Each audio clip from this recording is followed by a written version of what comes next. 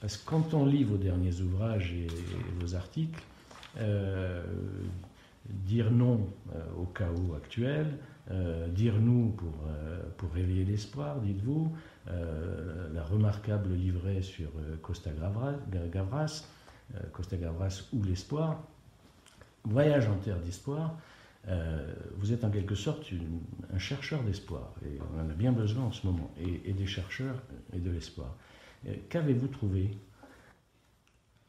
Une trace. Pour moi, j'aime bien ce mot trace. La trace, c'est à la fois ce qui reste, des traces, voilà.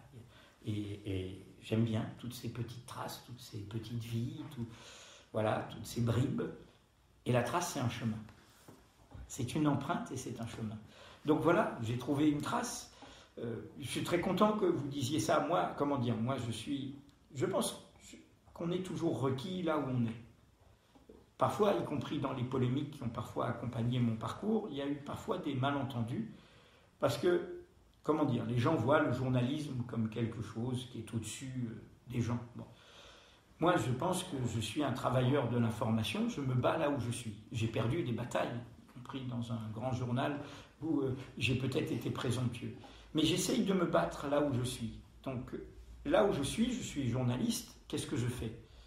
Je n'arrête pas, avec Mediapart, de produire des informations qui dépriment, des informations qui désespèrent, des informations qui peuvent créer de la puissance, qui peuvent créer de la résignation.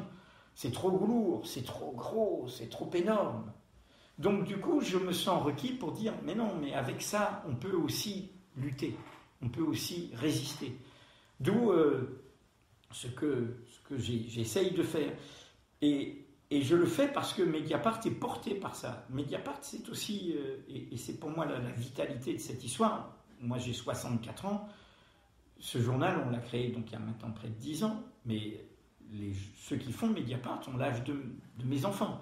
Donc c'est aussi une idée de transmission. Cette nouvelle génération, elle n'a pas eu nos parcours militants. Elle n'est pas plongée dans cette histoire du XXe siècle, pour elle, ou du XIXe, ce sont des continents engloutis. Donc il faut aussi qu'on réenchante cette histoire. Sinon, elle n'a que la vulgate dominante qui lui dit c'est une histoire de catastrophe, c'est une histoire de désastre, c'est une histoire perdue, de ruine. Et donc nous, notre responsabilité, c'est de réenchanter ce passé pour, justement, non pas trouver l'espoir, inventer l'espoir. L'espoir, il n'est pas donné comme ça. Il s'invente en luttant, en résistant, en combattant. On sait bien que le rapport de force est très inégal. On sait bien combien aujourd'hui ça nous paraît difficile. Et en même temps, nous savons, parce qu'il faut croire à ce qu'on dit, à ce qu'on documente, que ce monde que nous affrontons est un monde immensément fragile, de court terme, de prévarication, de spéculation, de destruction. Donc, voilà. Et puis pour répondre très franchement à la question, qu'est-ce que j'ai trouvé ? Et ça, c'est ça que je trouve le plus bouleversant, qui fait que je ne peux pas me dérober quand on me demande de faire ça, ou quand Costa-Gavras me demande d'accompagner le fait de ressortir ces 9 premiers films les plus politiques. Je trouve, à la différence de l'impression qu'on a vu d'en haut, le monde de la représentation politique, le monde de la représentation médiatique, je trouve d'immense vitalité, d'immense solidarité. Je rencontre, le virtuel, c'est du réel, beaucoup de gens qui sont disponibles, qui sont là, qui sont prêts à se mobiliser.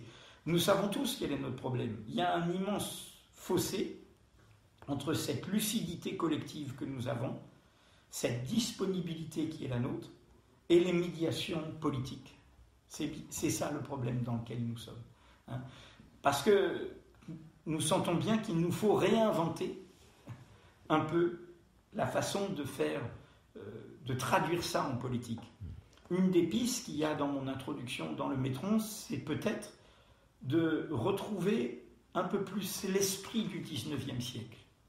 J'ai été frappé dans les itinéraires biographiques, comment au XXe siècle, où la forme partie s'est imposée, avec parfois, nous savons tous, et dans toutes les formations, aucune n'a été à l'abri de ça, le côté l'esprit parti exclusif, On trouve des itinéraires où les gens sont des militants formidables, mais à un moment où il y a un problème, où il y a un chagrin, où il y a une divergence, où il y a une rupture, après ils se sentent seuls. On est dans le parti où on est un peu nulle part. Et à l'inverse, quand on prend les itinéraires du 19e siècle, on a des gens qui ont commencé à lutter, qui ont ensuite un peu été blanquistes, un peu marianeux, qui ont fait les révolutions, qui ont été exilés, qui ensuite ont été au passage parfois un peu francs-maçons, un peu à la Première Internationale, un peu ceci, un peu cela, qui ont été ensuite députés et pour l'amnistie de la Commune, qui ont été communards, exilés, mais qui reviennent. On trouve des itinéraires où il y a à la fois un côté rectiligne, ils ont continué tout le temps à combattre pour l'émancipation, mais qui n'a pas qu'une étiquette qui bouge. Et bon, au fond, comment dire, il y a des moments où il faut s'organiser dans un parti, etc. Et puis il y a cette vérité toute simple, et je l'ai dit lors du débat avec Bernard Thibault, que s'engager, c'est d'abord s'engager là où on travaille. Et nous devons regarder en face que notre premier problème en France, c'est par exemple la faiblesse du taux de syndicalisation. C'est-à-dire que le premier enjeu, n'oublions pas, c'est qu'avant qu'il y ait des partis politiques qui se réclament du mouvement ouvrier, il y a eu des organisations dans les usines, dans les entreprises, il y a eu un mouvement syndical. Et donc, revenons à cette origine de se dire, mais c'est d'abord là où on travaille que se joue l'avenir, que se jouent les combats. Rompons avec cette idée que, oui, on a un métier, mais dans le métier, on passe entre les gouttes, et puis on a, à l'extérieur du métier, on a des propos radicaux, on tient la ligne juste. Ben non, je veux d'abord voir ce que tu fais dans ton entreprise, comment tu te comportes. Et c'est là que tu vas découvrir les causes communes, parce que dans l'entreprise, tu ne peux pas demander aux gens, est-ce qu'on pense pareil ? Tu leur demandes d'abord, est-ce qu'on est d'accord sur la lutte sur le temps de travail, sur la lutte sur le salaire, sur la lutte sur les injustices, sur la discrimination, etc. Et donc je pense que c'est cet esprit-là.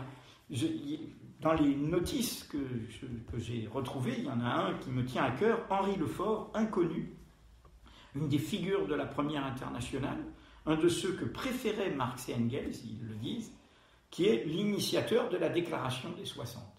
C'est la première fois qu'au mi-temps du 19e siècle, des ouvriers disent « Eh bien nous, on veut parler nous-mêmes. On veut que ce soit les nôtres qui nous représentent.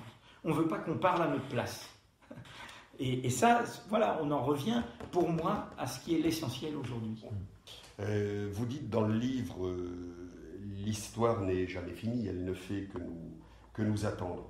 Est-ce que vous qualifieriez votre bouquin comme d'abord un message d'espoir, un message de résistance et dire non à la fatalité ? Oui, bien sûr. La réponse est dans la question. Je suis d'accord, bien sûr. J'ai mis 2 citations en exergue. Vous avez dû voir une citation de Walter Benjamin qui dit si on est du côté des vainqueurs, on est du côté au fond de la puissance, de l'appropriation. On veut dominer. Bon, je pense qu'être du côté de cette mémoire des vaincus, ça veut dire qu'on est du côté de cette espérance d'une émancipation réellement égalitaire, où on n'essaye pas d'avoir une hubris de puissance face à d'autres.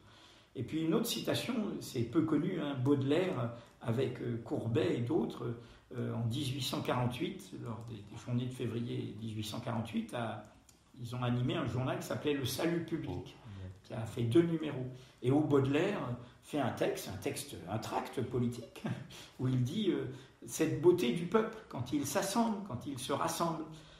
Le message, ce n'est pas seulement l'idée de l'espoir, c'est qu'il faut que nous résistions à la bassesse de notre époque. Nous savons bien les monstres qui menacent, et ils peuvent nous infiltrer. Attention, l'origine ne protège de rien. Les monstres de la haine, de la peur, les monstres de la laideur et de la méchanceté. Nous le voyons bien, comment il y a une violence malsaine, pas la virulence collective des luttes solidaires qui sont maîtresses d'elles-mêmes, mais il y a aujourd'hui dans l'espace public, dans la régression du débat public, dans son manque de hauteur, d'élévation, il y a quelque chose qui qui manque, et je viens de dire ce mot élévation, de ce que j'appelle un au-delà. Je dis, quitte à nous bousculer nous-mêmes, et moi-même qui ne suis pas croyant, mais je suis publié par les héritières des éditions ouvrières, de la jeunesse ouvrière chrétienne.